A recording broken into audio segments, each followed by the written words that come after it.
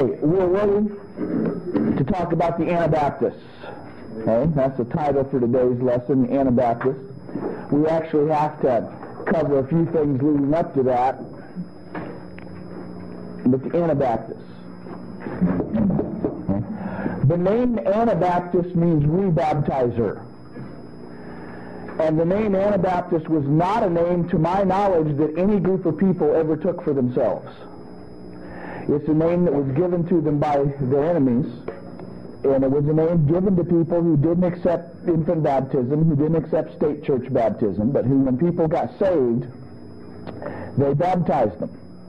In the mind of the Catholics, in the mind of the Reformers, they were rebaptizing them. Okay? Same thing happens today. We win somebody to Christ who's of say a Roman Catholic background, and they were sprinkled as a baby, and then we explain biblical baptism to them and baptize them. In the mind of their Catholic friends, they've been baptized a second time. But not in our mind. Not biblically have they been baptized a second time. Biblically, they've only been baptized once. Okay? So, this was a name given to people by their enemies. And what it means is that you baptize folks after a profession of faith. Now, not all Anabaptists are by definition Baptist, because it is possible to be biblical about baptism and still not believe all the Baptist distinctives. For example, the Assembly of God, which is a Pentecostal church, baptizes you after a profession of faith, even if you were baptized as a baby. But we couldn't call the Assembly of God Baptists. So not all Anabaptists are Baptists, but all Baptists are Anabaptists. We all believe in baptism by immersion of believers only. Okay, so we need to look at a few things that have to do with the background of this. Roman number 1 is John Huss. You see this name spelled with one S sometimes. You see it spelled with two S's. That's not going to be counted one way or the other towards you. John Huss. He was the priest in a Roman Catholic church in the town of Prague. The priest in the Roman Catholic church in the town of Prague, which is in modern-day Czechoslovakia. This will get confusing to you sometimes as you read this, because at that time Prague was considered part of Germany. So sometimes you'll hear about John Huss as a German reformer. Sometimes you'll hear about him as a Czechoslovakian reformer, because Prague in that day was in Germany and today is the capital of Czechoslovakia. For whatever it's worth, he spoke German, if that helps. Okay. Under this, he began to read John Wycliffe's books. Of course, Wycliffe, talked about everybody being a priest and everybody studying the Bible for themselves and the importance of everybody having a Bible in their own language. So after he read Wycliffe's books, it drove him, he began a study of the New Testament. Now that may sound strange to us. Here the guy's a priest, he's in fact the pastor of a church, and he's never studied the Bible. But honestly, in those days, the average Roman Catholic priest never saw a Bible. It's only after he read John Wycliffe that he decided to study the Bible. That drove him to the Bible. As he studied the Bible, he came to understand some things, including salvation by faith, and he got saved. He began to understand some other things, and some things that we would consider Baptist distinctives. We might not be able to say there's not a record that he understood all of them, but he began to understand the priesthood of the believer. He began to understand the separation of church and state and some things of that nature, that truths that he preached and emphasized, the plan of salvation, and at least some of the Baptist distinctives.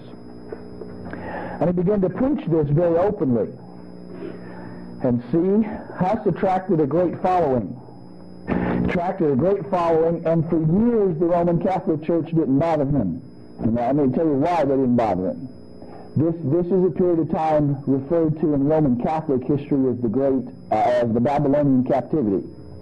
You don't need to write all that down. You would if it was church history class and not Baptist history. But just to give you a background, why they didn't bother him, and the way I think the Lord used these events. What actually happened was the French king got tired of decrees by the Pope that he thought went against him, so he literally removed the Pope off the throne at Rome, took the headquarters and the documents and all that to a town in France, established a French cardinal as the Pope, and declared that he was the head of the Roman Catholic Church. Well, outside France, a lot of people didn't accept that, and so they recognized somebody else as Pope and installed him back in Rome. So you had one man in Rome claiming to be Christ's only true representative on the earth, but you had another man in France claiming to be Christ's only true representative on earth. And these rival popes began to make deals with the various countries, trying to get the countries to support them. This really gets almost humorous as you follow it. They'll offer England, one pope will offer England a deal to get England to recognize him as pope. So the other rival pope will then offer England a better deal. And so then that pope will make a better deal yet. And you find countries switching back and forth as to which pope they recognize. And so what happens during that period of time is the popes, the two rival popes, number one, they're very careful about giving countries orders, because if you give countries too many orders, they'll switch to the other pope. And so what happens is they both lose a lot of authority. By the way, this goes on and gets more ridiculous because after a while the nations realize this is causing people to lose faith in the Catholic Church. A number of countries come together, declare both of those popes as being invalid, and create a third pope. But neither one of them will step down. So instead of having two popes, you get three, making deals with countries. And it gets even worse, because after that continues for a while, and ridiculous since the setting, they decide to sweep away all three popes, and nations get together to pick a new pope, but none of the three will step down. And for a while you have four rival popes. But eventually one of the popes is a good enough deal maker that he makes deals with enough nations to drive the other three out. But in so doing, the power of the Roman Catholic Church is tremendously weakened, because he has to give nations a great deal of independence in order to be the one that is accepted by everybody. I don't believe that's accidental. I believe God is setting the stage for a period of time, and so many people will come out of Roman Catholicism and be able to do so because the power of the Church, Catholic Church, is weaker. Anyway, for a while, Huss is let go free, and he's able to preach and then gain a lot of followers. He's still, in his mind, working within the Roman Catholic Church, but he's preaching the gospel, and there's a tremendous following developing to this. Finally, the Catholic Church felt forced to deal with Huss, and he was excommunicated. Finally, they felt forced to deal with him, and he was excommunicated. So then he began to start preaching outside the church. And what happened was that his followers began to form independent churches. He began to preach outside Catholicism, and his followers began to form independent churches. And finally, the Roman Catholic Church had him put to death. Now, that's still under D. The church had him put to death. The background of that story, it shows what you could expect from the Roman Catholic Church at that point in space and time, and I think probably what you would expect from them today if they had that kind of power. But they asked Huss to come to a church council and defend his views. He's given a guarantee of safety that if he comes, will explain his views, he'll be allowed to leave in peace. When they get him there, he explains his views, they vote and declare him a heretic and burn him at the stake. And on the grounds that promises made to heretic, you can't be held accountable for promises made to heretics. Now, a lot of people have read that story and thought that Huss was extremely naive to accept their promise. The truth is, in their letters from him to various followers, people pleaded with him not to go. They knew the Catholic Church wouldn't keep their promise. He knew the Catholic Church wouldn't keep their promise, but he felt that this was a unique opportunity to, number one, preach the gospel to all the leaders of the church, and number two, to get the attention of the people of Europe to his stand for the gospel. Huss knew when he went the odds were high that he would be killed, but he felt that there was enough to be accomplished that it was worth his life. And by the way, you see that over and over again dealing about folks. I just found something out this week reading about the Waldenses. One fellow who's done a history of the Waldenses, just compiling from Roman Catholic records, from the various persecutions and so forth, he came up with a list of over 1 million Waldenses that had been killed in the persecutions. and another 250,000 that had been killed in battle actually fighting against Roman Catholic forces. I mean, you see throughout this story, you understand why J.M. Carroll looked at our history and called it a trail of blood? Anyway, D. Huss is killed. Many churches around Prague left Roman Catholicism. Many churches around Prague left Roman Catholicism. I realize not everybody shapes one that way. I'm willing to forgive those of you that are wrong and put the little stick at the bottom. We're spiritual people. No. Many churches around Prague leave Roman Catholicism, form independent churches. F. Two different groups of independent churches develop. Two different groups of independent churches develop, and this will be important to us. One gets referred to as Eutychus, the other is the Taborites. Now, both these groups are independent. Both these groups are called Hussites because their formation was inspired by the ministry of John Huss. Both of them are evangelical, but there's a significant difference. This group believes the Bible is the final authority. The Taborites believe the Bible is the sole authority. The Taborites can honestly be called Baptists because of their belief in the sole authority of the Bible and getting their doctrine only from the Bible. They came up with these important principles that we've studied as a Baptist distinctive. This group, while they do believe the Bible, while they are evangelical, while they are independent, still accept church organizations and church councils as an authority. And they don't go as far in understanding the truth as the Taborites do. In these early days of the formation of these two groups, the Roman Catholics send armies against them, and they stand together. So they form an army together to literally fight for their freedom.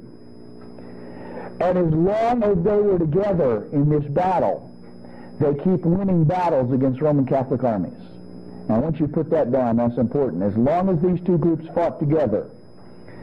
Matter of fact, they never lost a battle as long as they were together. There was actually a general who was a Taborite who sort of stands out in military annals. His name is Ziska. I think it's John Ziska. The reason that he sort of stands out is he was blind. Not a normal setting for a military leader. He had the ability without sight to receive descriptions from his soldiers of the battlefield and concentrate so fully on that he would outline troop movements. And his military tactics are still studied by military leaders today, the things that he did. And he actually credited being blind with helping him focus only on the things that were of importance to setting up the battlefield. That's a hard thing to comprehend, but whatever, it worked in his lifetime. And these Czechoslovakian, again, they get called the German army, they get called the Czechoslovakian army. These armies, as long as the two groups are fighting together, never lose a battle. They defeat Roman Catholic armies again and again and again and again. G. Several disputes arose between the Taborites and the Eutychists. They began to debate doctrine, understandably so. You read about their debates, it sounds like some of the debates we have today. I mean, many of the Taborite churches wouldn't accept baptism from the Eutychist church. They appear to have debated eternal security. They have all sorts of debates that are similar to the debates that we have today. There's nothing wrong with that. One of the great things about being independent is when we go and study the Bible for ourselves, we're going to come up with different conclusions, but we're free to stand for our clearest understanding of the Bible. What happened was a wedge gets driven between these people, and they lose, at least the Eutychist side loses sight of what's important. The Roman Catholic Church begins to negotiate with this group. They offer them a chance to preach and teach whatever they want if they will just return to the Roman Catholic Church. By the way, anybody want to guess what a deal like that is worth? Well, yeah, that's right. Well, and the Roman Catholic Church did honor it for about a generation. 25, 30 years. What happens is they give in, they agree to go back into Roman Catholicism, and a civil war breaks out between the two groups. Only this group is getting the aid of Roman Catholic armies from other areas. And the Roman Catholics retake control of this region, and the Taborites are defeated and almost wiped out. The surviving Taborites united with local Waldenses and formed a group called Unitas Fratem. They underwent a tremendous amount of persecution, but they're going to be important to us because two groups are going to come out of Unitas Fratem that we're going to study later. Yes? These two groups, is this going on at the same time as the Waldenses? Yes. Yes, it's in the later history of the Waldenses. So, again, the history of the Waldenses never actually ended. There are still surviving Waldenses congregations in northern Italy. There's even one in Rome that's they allow it to function in Rome sort of as a show for the tourists. You know, the reason they don't persecute them is you got Americans there. And then you can see that all these stories about Roman Catholics not allowing religious liberty in Italy aren't true, because you can see the Baptist church in Rome and the Waldensian church in Rome and the Jewish synagogue in Rome. And you find this around the world. You find this in Russia. You find it in China. Areas that have got a high tourist population, and so they'll let churches function. So the tourists can see that it's really everything is just fine and wonderful there. And if you get out of the area that tourists normally go to, it's a whole different ballgame. So one of the things that the Roman Catholic government of Italy likes to do is point out that they don't hassle the Waldenses anymore. I mean, you can go see a big Waldenses church right there in Rome. And that is true. But try going out in the countryside where the tourists don't go very often. See how easy it is to have a Baptist church or a Waldense church or any other kind of church like that. But two groups are going to come out of this that will be important to us later. I'm not going to discuss them now, I'm just going to mention them. One is the Moravians, and the other is the German Anabaptists. The Moravians and the German Anabaptists. And again, I really think it's fair to call the Taborites Baptists. They at one point wrote a letter to Erasmus, who we'll study in a few minutes, and they describe themselves and say they admit none into their communion until they be dipped into water. These were people that practiced baptism by immersion of believers only, as well as emphasizing the priesthood of the believer and separation of church and state. It is unfortunate that we don't know more about, just as with the Waldenses and the Petrobrusians and all these people, that we don't know more about many of the independent preachers that were there and what they went through. There has always been this debate. Should independent Bible believers fight for their liberty, or should they just preach the gospel and take what comes to them? And you'll find much of the time the end result is the same. We may scoff at that or wonder about that, but I want to tell you something. That debate still goes on to this day. That debate takes place to some degree in the United States among people who believe that persecution is coming. That debate took place, for example, in Nicaragua, not very far from us, when many of the Contras were Bible-believing Christians who had been persuaded that you should fight for your freedoms and liberty. But I will tell you, one of the lessons you learn as you go through this, whether it's the Waldenses, whether it's the Taborites, and some of the groups that we'll talk about yet, one of the things you have to come to grips with is if you're going to fight, you need allies. Wars are too big to be waged by one group alone. And you're going to see this repeatedly. When the Taborites had allies, they win. When they're isolated, they don't. And that is one of the things that we'll see more of. Roman numeral 2. Savonarola. My belief about that, whether or not believers should fight for freedom, I believe you start wars very carefully. I think you lay the groundwork and you make sure that you have enough of a force put together that your resistance is not guaranteed to be futile. And I would rather preach the gospel and take what comes than engage in a war in which you have no chance of winning just for the sake of going down fighting. However, when moments come, and there are examples, for example, the founding of our country, when moments come when you can get a commitment from enough Bible believers together to stand for tyranny, against tyranny, I think that's biblical and honorable and appropriate and wise. I've been asked various times over the years with what the Bible teaches about submission to authority and so forth, would it be appropriate for believers in Russia or believers in China to have fought the communist governments there? Well, if we're talking about 30 people getting together with whatever arms they've been able to purchase on the black market and going out and starting shooting people, there's no reason whatsoever. Okay? If you could ever have put together enough of a coalition of people, for example, in Red China today, Tiananmen Square, remember what happened just a few years ago? Were those people justified in physical resistance against the government? Sure they were. Was it wise? What did they get out of it? You know, if you wanted to say focusing the world's attention on the abuses of the communist government, was that worth 20,000 lives? Well, what came out of it? Has anything been done about it? I'm not criticizing those people. Those were brave people. Those were honorable people. But do I think it was wise? No. But if you were able to put together, you understand, one thing we study in U.S. history, it took 40 years to put together the coalition that overthrew the British in this country.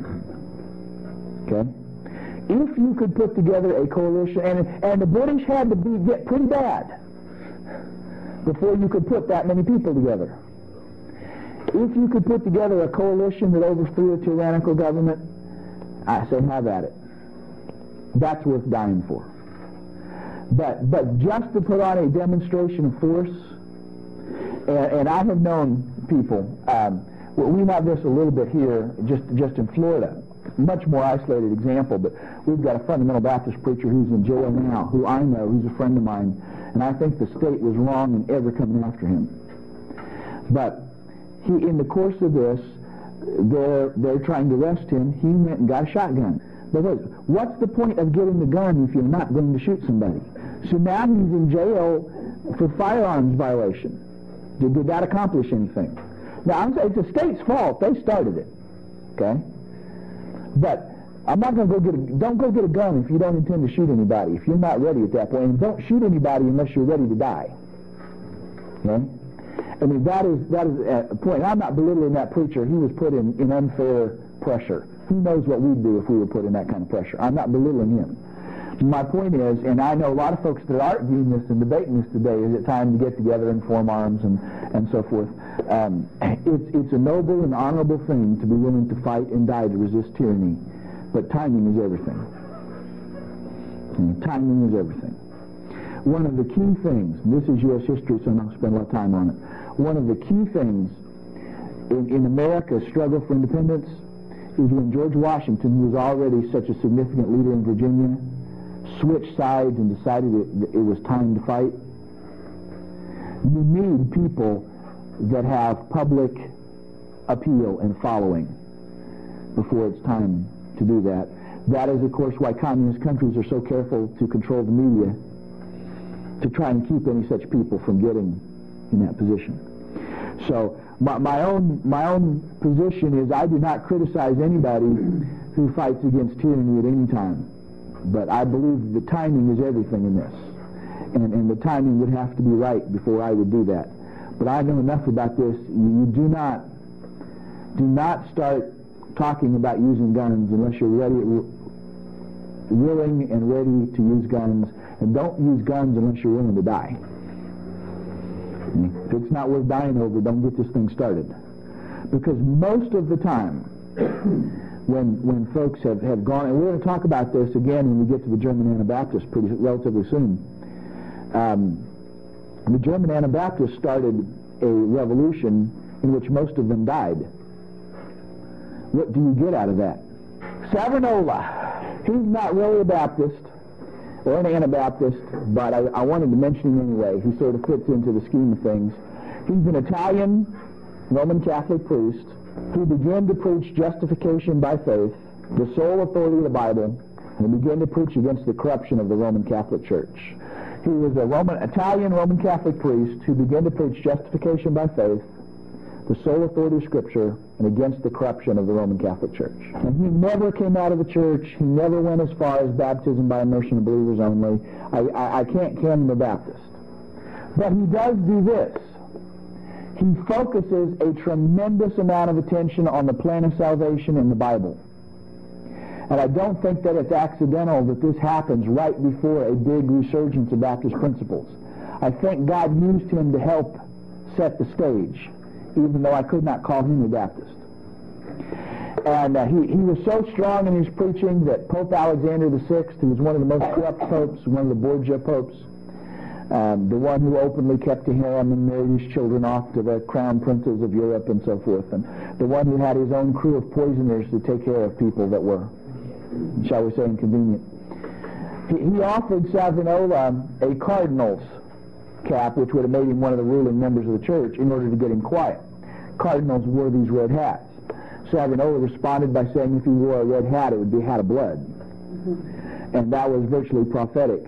He preached against the wickedness again of the Roman Catholic Church. He talked about one Pope, Boniface VIII, who maneuvered and manipulated to get the papal chair, and he said he began his reign like a fox and ended it like a dog. And he later gets taken to the stake and burned for all this. He gives his life for this. And because he gave his life for it, it attracted a great deal of attention to the truths that he preached. His last words at the stake amidst the fire were, Jesus, Jesus. And even though he stayed within the Roman Catholic Church, I think he influenced a lot of people to want to study the Bible for themselves. And studying the Bible for themselves leads them to Baptist doctrine. Well, number 3 is a group called the Brethren of Common Life. Now, this is actually a group within the Roman Catholic Church. It never leaves the Catholic Church. I can't call it a Baptist group, but it is going to have some influence on things that are important to us, because these are groups of Catholics that gather to study the Scripture directly. Again, remember the setting, how different that is and how unique that is. They're not limited to just the church doctrine. They begin to study the Bible. And more so, they founded schools for the study of the Bible. They sponsor a series, there's not much else you can call them, but Bible colleges. They're unofficial Bible colleges. They're not owned or controlled or operated by the Catholic Church, even though the people operating them are Catholics. So that creates a degree of independence. There's some famous people that come out of this group. One is a fellow named John Wessel, who taught salvation by faith in the priesthood of believers. And then his part of his point was in the priesthood of believers is you must study the Bible directly. John Wessel. Sometimes it's John Wessel, sometimes it's called John of Wessel. That's not uncommon with those names.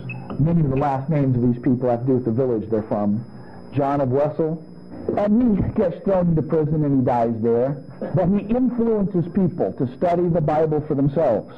Another member of the Brethren of Common Life is Erasmus. Erasmus becomes extremely important to us because he is the person that God uses in the compiling of the Textus Receptus. Now, let me give a little bit of explanation. As we have said from the beginning, there are 2 completely different sets of Greek texts. People designate them different ways, but we'll save the details of that for a different class, but simply to say this, there is what is clearly the corrupt text from which the various Roman Catholic Bibles have come. There is the text, which is what God has used to preserve His Word, which has a number of verses and passages that have been cut out of the corrupt text. What surprises a lot of people is to realize that most of the believers through all these ages we're talking about did not read the New Testament in Greek. They read the New Testament in Latin. There were 2 different Latin Bibles. I mean, this battle's been going on from the beginning. There's a Latin Bible that is from the preserved text. There's a Latin Bible, the Vulgate, the Bible of the Catholic Church, that's from the corrupt text. The Latin Bible has gotten translated from the Greek. The preserved Bible from preserved Greek text, the Catholic Bible from corrupt Greek texts. What surprises people is it was hard to find a Greek New Testament that had all the books of the New Testament together. And Erasmus set out to go to the right manuscripts and put together a Greek New Testament that had all the books together in one place. Now, why would he do that? Here's a fellow who's supposed to be a Catholic, but he's ignoring the Catholic Bible, and he's putting together these Greek manuscripts to come up with a Greek New Testament that has all of the 27 books of the New Testament in one place. Why do that? And the answer, of course, is he wanted the people to be able to study the Bible directly. And it's very interesting. You find the general population responding to his text, not his translation, his text when it was put together, and forcing him to make some corrections in his first edition because he missed a few things. But what fascinates me about that is there were all these people out there who, when he missed something, they knew it. But he is very significant to us because he compiles the Textus Receptus, which is what the King James Bible New Testament is translated from. Even though he never left Roman Catholicism, he defies Roman Catholicism on two important principles. The need of people to study the Bible for themselves. He would not have gone to all this trouble if he had not considered that important. Matter of fact, he devoted his life to it. The need of people to study the Bible for themselves, and he defied the Catholic Church on which text to use. He defied the Catholic Church on which text to use. Now, the Brethren of Common Life schools are important to us, not because they were Baptist schools, but they did train men to study the Bible for themselves. And it is a fact that many of the graduates of the Brethren of Common Life schools became Baptists. Because what happens when you start a person studying the Bible for themselves? They get past the false doctrine, and they read these things, and they quit asking, what does the church say? And they start reading, for example, about baptism, and they find that baptism took place where there was enough water to immerse people. They start reading the New Testament, and they can't find a baby being baptized anywhere in the New Testament. They start reading the New Testament, and they can't find any New Testament church taking orders from the state. They start reading the New Testament, and they can't find any ecclesiastical authority over the churches. So even though the Brethren of Common Life schools were not Baptist schools, it is a fact a lot of men came out of them preaching Baptist doctrine and starting what we could call Baptist churches. So much so that some of the Roman Catholic leaders started calling them Anabaptist schools, even though they would never have called themselves Anabaptist or Baptist. Okay. Erasmus himself never left the church, but he got accused of being a Baptist because of his emphasis on studying the Bible. And that fascinates me. Here they find a Roman Catholic talking about studying the Bible, and so what do they think he is? A Baptist. That tells me something right up front. Okay? And he denied that he was an Anabaptist, but he did admit he had Anabaptist friends. And that may sound funny to you, but that was a big admission in those days. Roman number 3, the term Anabaptist. How about that? You folks are right. One of those rare occasions. Roman number 4. By the 15th century, the term Anabaptist came into common use. Now it begins to get a bit confusing. The term's been around for a long time to mean rebaptizers, but the word Anabaptist means different things in different countries. In Germany, any independent church is called an Anabaptist church, no matter what they teach about baptism or anything else. So this can throw you off when you're reading about it if you're not careful.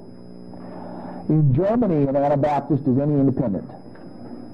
Okay? But in places like England and France, an Anabaptist is somebody that believes in baptism by immersion of believers only. But the name gets out there. Almost from the beginning, there are people who are saying, no, we don't rebaptize anybody. We've never baptized anybody for a second time, because what happens when you take a little bit of water and sprinkle it on a baby's forehead? They're not baptized. So you can't baptize them a second time. They've never been baptized the first time. Can't get baptized the second time till you've been baptized first time. If you take someone who isn't saved and pour a little water out of a cup on them, they're wet, but they're not baptized. So they're responding to the term Anabaptist by saying, no, we don't baptize anybody for a second time. We just baptize them for the first time. So the accusation is you're an Anabaptist. The answer is, no, I'm a Baptist. Okay? And that is very much where the name comes from. I want to read you some quotes real quickly here, and then I want to, don't try and write these down, they're too long, but to make the point. These Anabaptists, here's the point, these Anabaptists are not just people leaving the Roman Catholic Church. They're not just part of the Protestant Reformation. This is a Lutheran historian, Moshon. In the first place, the Mennonites are not altogether in the wrong when they boast of a descent from the Waldenses and Petrobrusians and others who are usually styled witnesses for the truth before Luther. Prior to the age of Luther, there lay concealed in almost every country of Europe, but especially in Bohemia, Moravia, Switzerland, and Germany, very many persons in whose minds were deeply rooted the principles which the Waldensians, the Wycliffites, and the Hussites maintained. Some more covertly, and others more openly, namely that the kingdom which Christ set up on the earth, or the visible church, is an assembly of holy persons, and ought therefore to be free not only from ungodly persons and sinners, but from all institutions of human device. This principle lay at the foundation which was the source of all that was new and singular in the religion of the Mennonites, and the greatest part of their singular opinions, as is well attested, were approved some centuries before Luther's time by those who had such views of the Church of Christ. Robert Barclay, Quaker. We shall afterwards show that the rise of the Anabaptists took place prior to the Reformation of the Church of England. And there are also reasons for believing that on the continent of Europe, small hidden Christian societies who've held many of the opinions of the Anabaptists have existed from the times of the apostles. In the sense of the direct transmission of divine truth and true nature of spiritual religion, it seems probable that these churches have a lineage or succession more ancient than that of the Roman Church. We go back farther than the Catholic Church. In Roman Catholic Council of Trent, one of the cardinals said, and this is the council about what to do about the Reformation, all these independent churches and all these Protestant churches. One of their own cardinals said, if the truth of religion were to be judged by the readiness and boldness of which a man of any sect shows in suffering, then the opinion and persuasion of no sect can be truer and surer than that of the Anabaptist.